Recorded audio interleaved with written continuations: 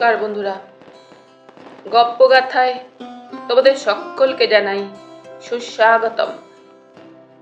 আমার এই চ্যানেলে থাকবে নানা স্বাদের গল্প এবং কবিতা। সেই সমস্ত শুনে যদি তোমাদের ভালো লাগে অবশ্যই একটা লাইক করো এবং মতামত পাঠিও, যেটা আমার কাছে অত্যন্ত দামি। আর এই সমস্ত ভিডিওর নোটিফিকেশন পাওয়ার জন্য অবশ্যই চ্যানেলটিকে সাবস্ক্রাইব করে পাশে থাকা বেল আইকনটি প্রেস করে দিও। তাহলে চলো শুরু করা যাক আজকের গল্প। শুরু করছি সৈয়দ মোস্তফা সিরাজের লেখা রহস্য গল্প লোহাগড়ার দুর্বাসা মুনি।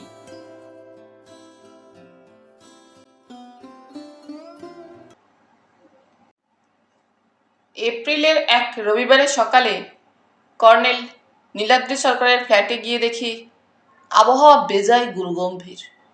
ওর ভৃত্য ষষ্ঠীচরণ কাঁচুমাচু মুখে মেঝে থেকে কাচের টুকরো কুড়োচ্ছে।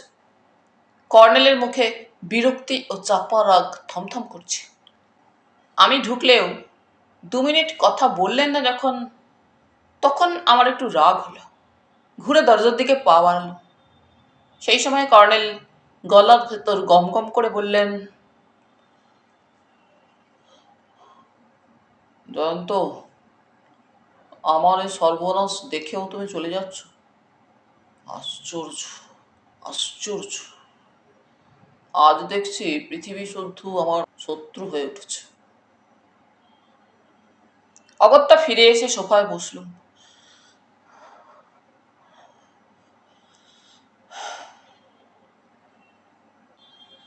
বললুম, সর্বনাশটা কি আর এমন করেছে? ষষ্ঠীচরণ একটা গেলাস টেলাস ভেঙে ফেলেছে, এই তো। সব বাড়িতেই ঝি চাকররা এমন ভাঙে। তার জন্যে কথা কেড়ে কর্নেল বললেন, গেলাস নয় জয়ন্ত, সেদিন লোহাগড়া থেকে যে আশ্চর্য সুন্দর ঘাস ফড়িংটা এনেছিলাম, জার ভেঙে সেটা উড়ে গেছে। আর জারটা ভেঙেছে কে জানো? ওই গবেট বুদ্ধু হাঁদারাম হতচ্ছাড়া ষষ্ঠীচরণটা। ষষ্ঠীচরণ কাজ কুড়িয়ে চুপচাপ ঘর থেকে চলে গেল। আমি বললুম, একটা ঘাস ফড়িং নিয়ে এত উত্তেজনার কি আছে? কর্নেল ছুটে গিয়ে বললেন, ওটা সেই সিস্টোসার্কা গ্রেগারিয়া, অর্থোপটেরা প্রজাতির ঘাস ফড়িং, যাকে বলা হয় পঙ্গপাল। এসব ঘাস ফড়িং মরুভূমিতে বাস করে। লোহাগড়া নিশ্চয়ই মরুভূমি নয়? শুনেছি জায়গাটা জঙ্গল। সেখানেও মরুভূমির পঙ্গপাল পেয়ে গেলেন? আপনার বাহাদুরি আছে। কর্নেল বিরক্ত হয়ে বললেন, জয়ন্ত, সিস্টোসার্কা গ্রেগারিয়া হলো মাইগ্রেটরি পতঙ্গ, অর্থাৎ সাইবেরিয়ার হাঁসের মতো এক দেশ থেকে আরেক দেশে ঝাঁক বেঁধে যাতায়াত করে। অনেক সময় হলো কি, 2-4টে পঙ্গপাল বা ঘাস ফড়িং কেন কে জানে ঝাঁকের সঙ্গে মরুভূমিতে ফিরে যায় না, দলছুট হয়ে থেকে যায়। হাঁসের বেলাতেও তাই। এখন কথা হলো, এরকম দলছুট ঘাস ফড়িং দস্তুর মতো গবেষণার বিষয়। কেন তারা দলের সঙ্গে ফেরে না? তাকে ইচ্ছে করেই আলাদা হয়ে থেকে যায় দলের চোখ এড়িয়ে? কেন থাকে? কি তাদের উদ্দেশ্য? কর্নেল মাঝে মাঝে কান ঝালাপালা করে দেন। বললুম, বুঝেছি। তাহলে ষষ্ঠীচরণ সত্যিই বড় দোষ করে ফেলেছে। কিন্তু ঘাস ফড়িংটা যাবে কোথায়? দাঁড়ান, খুঁজে দেখি। কর্নেল দুঃখিত মুখে বললেন, খুঁজলেও আর পাবে না জয়ন্ত। ষষ্ঠীচরণকে কি শুধু জার ভাঙার জন্য বকাবকি করেছিলাম ভাবছ? করছিলুম ওর বেড়াল পোষার জন্য। বেড়াল? অবাক হয়ে বললুম, বেড়াল পোষলে দোষ কি? ইঁদুর ঘরে হবে না, ভালোই তো। কর্নেল চটে গিয়ে বললেন, আহা, ওর বেড়ালটাই যে ঘাস ফড়িংটাকে গপ করে গিলে ফেললো। তুমি আসল কথাটা শুনবে না, খালি স্তব্ধ করবে। 4টা ষষ্ঠীচরণের কনুইয়ের গুঁতো লেগে যেই পড়ে গিয়ে ভেঙেছে, ঘাস ফড়িংটা উঠছে। এদিকে ষষ্ঠীচরণের পায়ে পায়ে ঘোরে নচ্ছার কালো কুচ্ছিত বেড়ালটা চোখের পলকে গপ করে গিলে ফেললো ফড়িংটা। উফ, কি সাংঘাতিক দৃশ্য! বিড়ালটাকে আমি গুলি করে মারতে যাচ্ছিলাম, পালিয়ে গেল।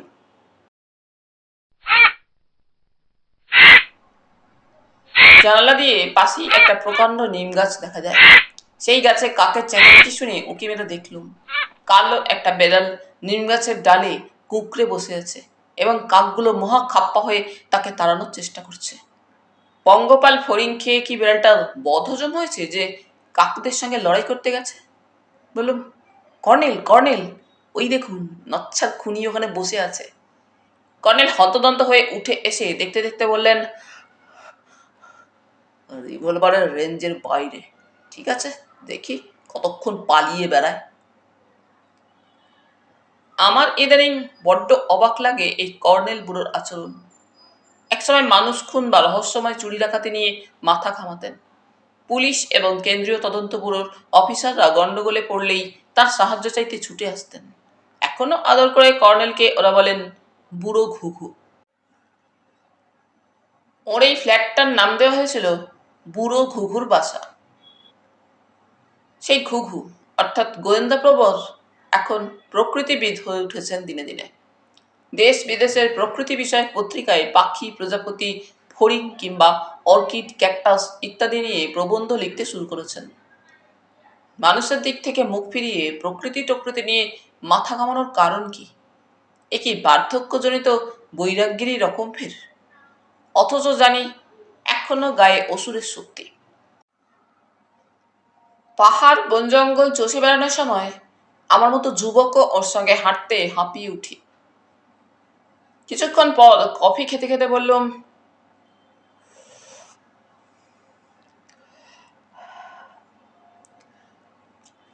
হতভাগ্য বিড়ালকে ক্ষমা করে দিয়ে বরং ফের লোহাগড়া গিয়ে ওই পতঙ্গটিকে খুঁজে আনুন। কর্নেল হতাশ ভঙ্গিতে বললেন, আর কি পাওয়া যাবে? আহা, খুঁজে দেখতে দোষ কি? আমিও না হয় যাবো আপনার সঙ্গে। এবার কর্নেল একটু হাসলেন। তুমি বুঝি ছুটিতে আছো? আছি। এই বসন্তকালে কলকাতায় পচে মরার কোনো মানেই হয় না, তাই ভাবছিলুম কোথাও বেড়াতে যাওয়া যায় কিনা। আসল কথাটা এতক্ষণে খুলে বললুম এবং সেই উদ্দেশ্যেই সাত সকালে আপনার কাছে হাজির হয়েছি। কর্নেল ফোনের কাছে গেলেন। 1 মিনিট জয়ন্ত, রেল দপ্তরে আমার বন্ধু মিস্টার রামস্বামীকে ফোন করে দেখি দুটো বার্থ আজ রাতে পাওয়া যায় নাকি। লোহাগড়া মধ্যপ্রদেশের পাহাড়ি এলাকার একটি সংরক্ষিত জঙ্গল। জঙ্গলের ভেতর একটা সুপ্রাচীন ঐতিহাসিক দুর্গ আছে, এখন ভাঙাচোরা অবস্থা। খয়েরি রঙের পাথরে তৈরি এই দুর্গকে লোহার পুরী বলে মনে হতো বলেই এর নাম ছিল লৌহগড়, তাই থেকে লোহা গড়া হয়েছে। ফরেস্ট বাংলো জঙ্গলে ঢোকার মুখে। সেই বাংলো চৌকিদার বলল, সাবধানে থাকবেন স্যার, ইদানিং ওখানে একটা মানুষ থেকেও বাঘের উপদ্রব হয়েছে। সরকার থেকে 2জন শিকারী পাঠানো হয়েছিল, তাদেরও বাঘটা খেয়ে ফেলেছে। তাই কোনো শিকারী আর আসতে সাহস পাচ্ছে না। গ্রামে দিনের বেলাতেও বাইরে বেরোচ্ছে না লোকে, ঢোকা তো দূরের কথা। কর্নেল ওর কথা গ্রাহ্য করেছেন বলে মনে হলো না। আমার শিকারের শখ আছে এবং বনে জঙ্গলে এলে তাই রাইফেলটা আনতে ভুলি না, তাই কথা শুনেও তত দমে গেলুম না।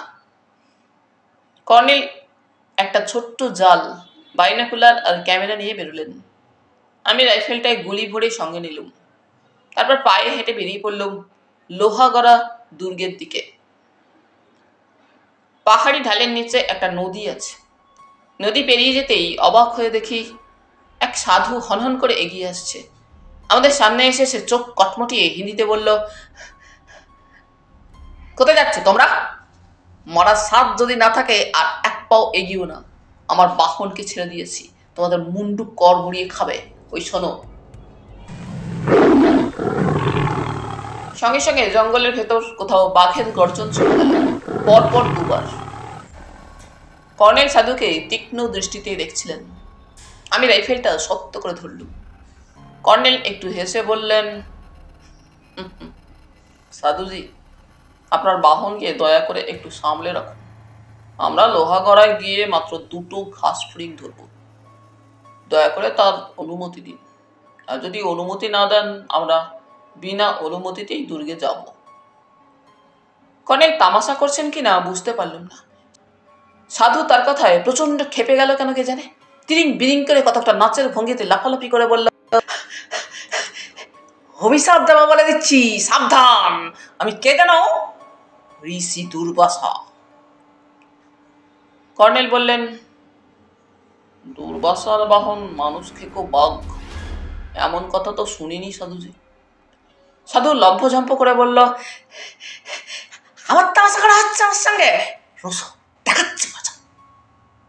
বলে সে 3বার হাততালি দিল। অমনি বাঘের ডাক শোনা গেল। এবার মনে হলো ডাকটা আরো কাছে।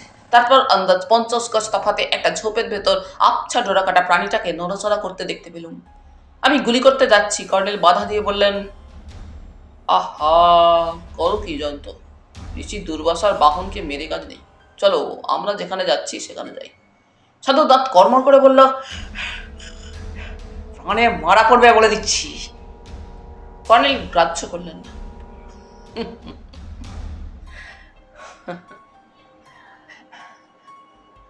আমি তো হতভম্ব হয়ে গেছি। ঝোপের আড়ালে বাঘটাকে আর দেখা যাচ্ছে না বটে, কিন্তু যে কোনো মুহূর্তে আমাদের উপর ঝাঁপিয়ে পড়তে পারে। তো বারবার সে গর্জন করছে। সাধু চোখ কটমট করে আমাদের যাওয়া দেখছিল। যতদূর গেলুম পিছু ফিরে দেখলুম সে একই ভঙ্গিতে দাঁড়িয়ে আছে। বললুম, বাঘটা যদি হামলা করে?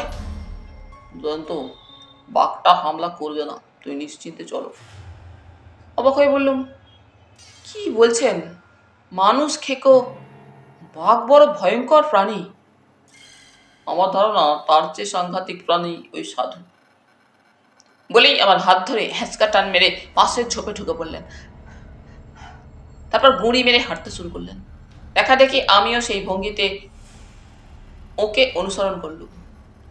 কর্নেলের এমন বুদঘুটে আচরণ আমার অজানা নয়। এসব সময় কোনো প্রশ্ন করে জবাবও পাবো না তাও জানি। কিছুদূর এগিয়ে যাওয়ার পর কর্নেল ফিসফিস করে বললেন,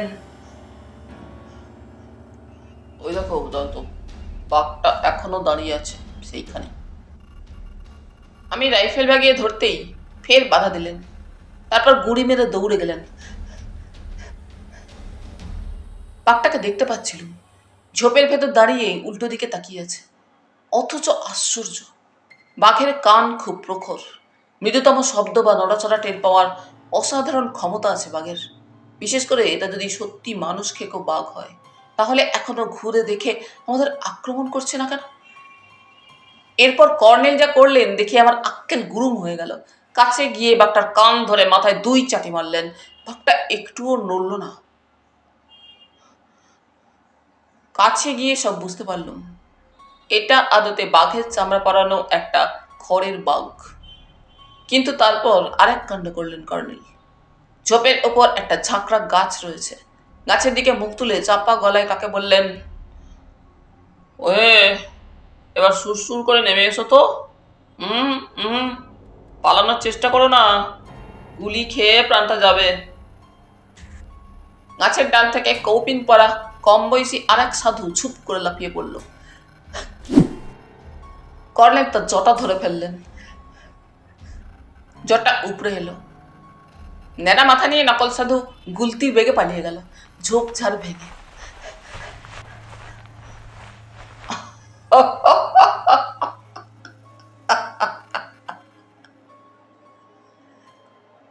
কর্নেল হো হো করে হেসে ফেললেন। বললুম, ব্যাপারটা কি? কর্নেল বললেন, নকল বাঘের পিঠে এই যে দড়িটা বাঁধা রয়েছে দেখছো, এইটা হাতে নিয়ে লোকটা চড়ে বসেছিল। এ এক রকমের পুতুল নাচ বলতে পারো।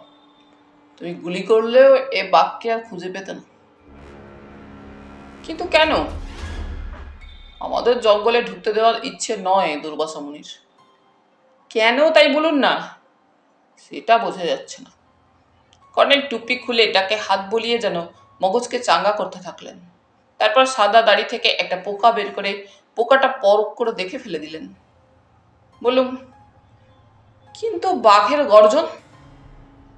কর্নেল বললেন, গর্জনটাও নকল। অভ্যাস করলে মানুষ বাঘের ডাক অবিকল নকল করতে পারে। তুমি কি জিম করবেটের শিকার কাহিনী পড়োনি? করবেট বাঘের ডাক ডেকে বাঘকে কাছে এনে গুলি করতেন। আরও অনেক শিকারীর বইতেও এ ঘটনা পাওয়া যায়। শিকারী কেনেথ অ্যান্ডারসনও এভাবে অনেক বাঘ মেরেছিলেন। কিন্তু অবাক লাগছে জয়ন্ত, তুমি গর্জন শুনে বুঝতে পারলে না যে ওটা নকল বাঘের গর্জন? তুমি শিকার টিকার তো অনেক করেছ।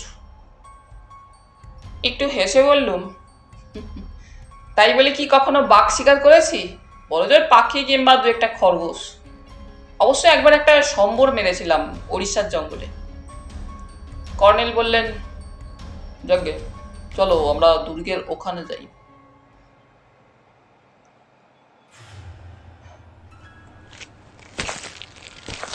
দুর্গের ভেতরকার চত্বরে ঘন ঘাসের জঙ্গল। কর্নেল বললেন, এখানেই সেই ঘাস ফড়িং দেখতে পেয়েছিলাম। জয়ন্ত, তুমিও খুঁজে দেখো। ফড়িংয়ের ডাক শুনতে পাচ্ছি যখন, তখন দুই একটা নিশ্চয়ই খুঁজে পাবো।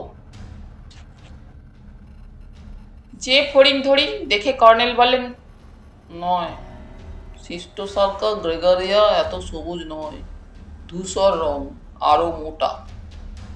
এদিকে মাথা ভেতর চৌকিদারের কাছে শোনা মানুষ খেকো বাঘের কথাটা আছে, তাই বারবার চঞ্চল চোখে এদিক ওদিক তাকাচ্ছি। বলা যায় না, দুর্গের এইসব ভাঙাচোরা ঘরে সত্যিকারের বাঘটা হয়তো এখন ঘুমোচ্ছিল, সারা পেয়ে জিভ চাটছে ওত পেতে, হালুম করে এক্ষুনি ঝাঁপ দেবে। কর্নেল টের পেয়ে বললেন, মানুষ খেকো বাঘের ভয় করো না অনন্ত, বরং তার চেয়ে সাংঘাতিক প্রাণী সম্ভবত সেই সাধু দুর্বাসা মুনি। বলি এক লাফে সরে গেলেন।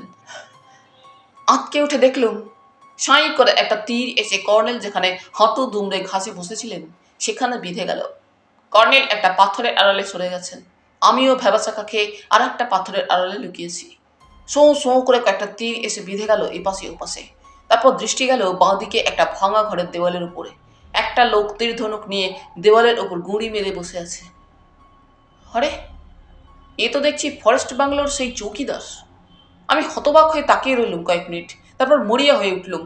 দুর্গের প্রাঙ্গণে ধ্বংসস্তূপের আড়ালে প্রায় বুকে হেঁটে সেই ভাঙা ঘরের বারান্দায় গিয়ে উঠলুম। কর্নেলকে কোথাও পেলুম না। পা টিপে টিপে ঘরে ঢুকে দেখি ছাদ ভেঙে পড়েছে। দেয়ালের মাথায় চৌকিদার ধনুকে তীর জুড়ে উঁকি মেরে আমাদের খুঁজছে। তার পশ্চাৎ দেশে রাইফেলের নল ঠেকাতেই চমকে উঠে ঘুরল। চাপা গর্জন করে বললুম, তীর ধনুক ফেলে দাও, নইলে F104 হয়ে যাবে গুলিতে। চৌকিদার তীর ধনুক ফেলে দিল। তারপর কাকুতি মিনতি করে বলল, দয়াই হুজুর, গুলি করবেন না, নামছি।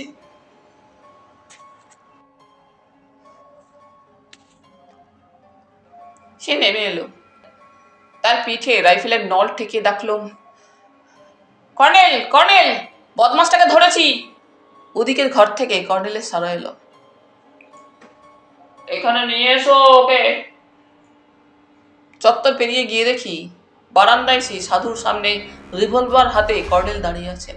সাধু কাকুতি মিনতি করছে, হুজুর, গরিব মানুষ, পেটের দায়ে কাজ করছি, ছেড়ে দিন, পুলিশে দিলে জেল হয়ে যাবে। কর্নেল তার জটা আর দাড়ি উপড়ে নিলেন, তারপর হাসতে হাসতে বললেন, দেখেছো জয়ন্ত, এ দুর্বাসা বাবাজিও তার চেলার মতো নকল সাধু। কিন্তু ব্যাপারটা কি? কর্নেল বললেন, ব্যাপার খুব সামান্য। ওই ঘরে চোলাই মদের পিপিয়ে বোঝাই করে রেখেছে। এরা মনে হচ্ছে এ কারবারের মালিক নয়, নিতান্ত পাহারাদার। এখানে রাখা পিপেগুলো সম্ভবত আজকালের মধ্যে চালান যাবে। আমরা এসে পড়ায় এবং লোহাগড়া দুর্গে যাব বলায় এরা বেগতিক দেখেছিল, তাই মানুষ খেকো বাঘের ভয় দেখিয়েছিল। শেষে যখন দেখলো তাতেও ভয় পেলুম না এবং ওদের চালাকি ধরে ফেললুম। তখন তীর ছুঁড়ে প্রাণে মারতে চেয়েছিল। তবে জয়ন্ত, মাঝখান থেকে লাভটা তোমারই হলো। তোমার কাগজ দৈনিক সত্যশুভকে বড় করে খবর ছাপা হবে, মধ্যপ্রদেশের জঙ্গলে চোলাই মদের গুদাম আবিষ্কার। বললুম, সম্প্রতি প্রায়ই বিষাক্ত চোলাই খেয়ে অসংখ্য মানুষ মারা যাচ্ছে এই এলাকায়। কর্নেল, আমার ধারণা এসব সেই বিষাক্ত চোলাই মদ। কর্নেল বললেন, পরীক্ষা করলেই বোঝা যাবে। তো চলো, আসামিদের পুলিশের জিম্মায় দিয়ে আসি। ওবেলা বরং এসে শিষ্ট সারকা গড়গড়িয়া খুঁজে বের করুন। আমার বিশ্বাস ওই ঘাস ফড়িংগুলো এখনো 2-4টে ঘাসে লুকিয়ে আছে। চৌকিদার ও দুর্বাসা মুনিকে নিয়ে আমরা ফিরে চললুম জঙ্গলের পথে। যেতে যেতে কর্নেল ফের বললেন, সুলাইমদের 3 নম্বর পাহারাদারটাকেও ধরতে পারলে ভালো হতো। লোকটা কিন্তু চমৎকার বাঘের ডাক ডাকতে পারে। কর্নেলের কথা শেষ হওয়ার সঙ্গে সঙ্গে দূরে আবার বাঘের ডাক শোনা গেল। বললুম, ওই শুনুন, 3 নম্বর আসামি এখন ভয় দেখানোর চেষ্টা করছে। কর্নেল আমাকে ভয় পাইয়ে দিয়ে বললেন, না জয়ন্ত, এরা সত্যিকারের বাঘের। এখন বাঘের সঙ্গী খোঁজার ঋতু। লোহাগড়ার জঙ্গলে এতক্ষণে একটা সত্যিকারের বাঘ সঙ্গী খুঁজতে বেরিয়েছে। এ সময় ওদের মেজাজ বড্ড চড়া থাকে। ওবেলা সাবধানে জঙ্গলে ঢুকতে হবে। তাহলে বন্ধুরা, আজ এখানেই শেষ করলাম। আবার ফিরবো পরের পর্বে। তোমরা সকলে খুব খুব ভালো থেকো। ধন্যবাদ।